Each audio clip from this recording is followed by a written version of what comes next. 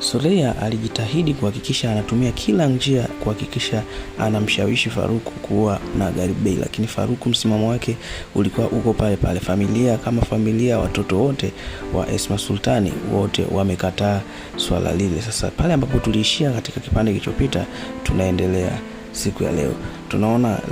Tunamuona Garibay anamwambia mwanae Burku kwamba amepata mpenzi, na mpenzi alikuwa ni nani? Mpenzi alikuwa ni Esma Sultani. Jambo hilo lilimshtua sana Burku, lakini hakuwa na cha kufanya, ikabidi akubaliane na ambacho kimesemwa. Lakini kabla hawajaongea sana, tunaona Murat anakuja kugonga na Garibay anakwenda kufungua mlango. Baada ya kufungua mlango, anakuta ni Murat. Kabla hajaongea chochote, Garibay anapigwa na kuanguka chini. Jambo lile lilikuwa linakudhalilisha, lakini hakuna cha kufanya kwa sababu tayari mtoto huyu wa Esma Sultani alikuwa amekasirika. Lakini kiuhalisia alikuwa anakosea, kwa sababu amekwenda kwanza kufanya fujo kwenye nyumba ambayo sio yake kwake. Amekwenda kufanya fujo na amekwenda tena kumdharau mtu mzima. Kwa jambo lile lilikuwa halijakaa sawa kwa upande fulani. Sasa tunaona baada ya kumpiga Garibay, basi mtoto wake anakuja kumuokoa, yani Burku anakuja kumfukuza Murat na kumwambia aondoke kabisa, kwa sababu amekwisha kusababisha mambo makubwa. Na tunaona kweli anaondoka.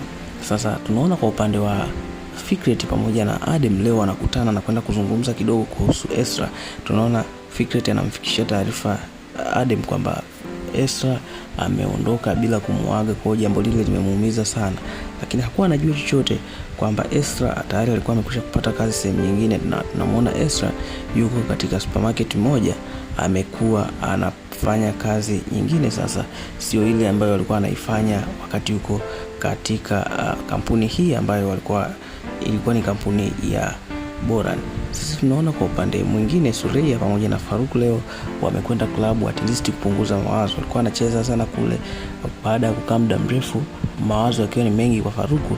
Mwisho wa siku tunaona Sureya alimshauri wakaingia klabu kwenda kucheza kidogo ili kupunguza mawazo. Lakini baada ya kuwa wako pale, walikodi hoteli, maana walikuwa wameondoka kabisa Istanbul.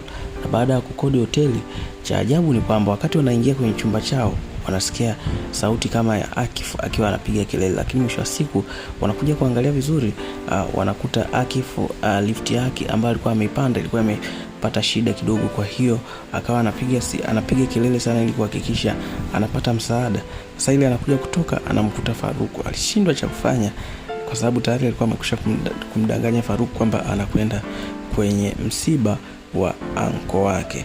Sasa baada ya hapo tunaona kweli watu hawa kwanza wote walikuwa wanajua kila kinachoendelea, kwa sababu Sureya pamoja na Faruku walikuwa wanajua kwamba Senem pamoja na Akif wako kwenye mahusiano.